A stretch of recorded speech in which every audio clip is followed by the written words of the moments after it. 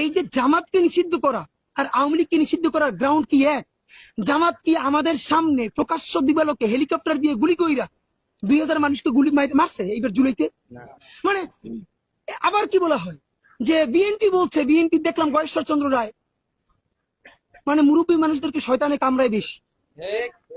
এই জন্য মনে করি বিএনপিরও সিনিয়রদের রিটায়ারমেন্টে যাইয়া এই যে তরুণ যারা আছে তাদেরকে সামনে আনা উচিত। বুড়ো মানুষ ভার এদের। এবং বাংলাদেশে একটা অদ্ভুত ব্যাপার দেখেন, প্রত্যেকটা চাকরির একটা অবসরের বয়স সীমা আছে। রাজনীতি বাংলাদেশে এমন এক নীতি, এটা মরার আগে কবরে গেলেও সেটা ইলেকশন করতে চায়।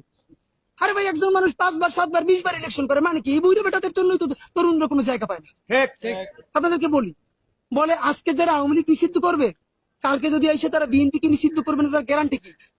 বয়স্কর বাবু, আপনি ফ্যাসিবাদ বিরোধী আন্দোলনে তুমুল নির্যাতিত হয়েছেন, এই সম্মান রেখে বলতে চাই, আপনি যে বলেন আওয়ামী লীগের মতো বিএনপি কে নিষেধ করবে, তাহলে বিএনপি কে আর একটা আওয়ামী লীগ হইতে চায়?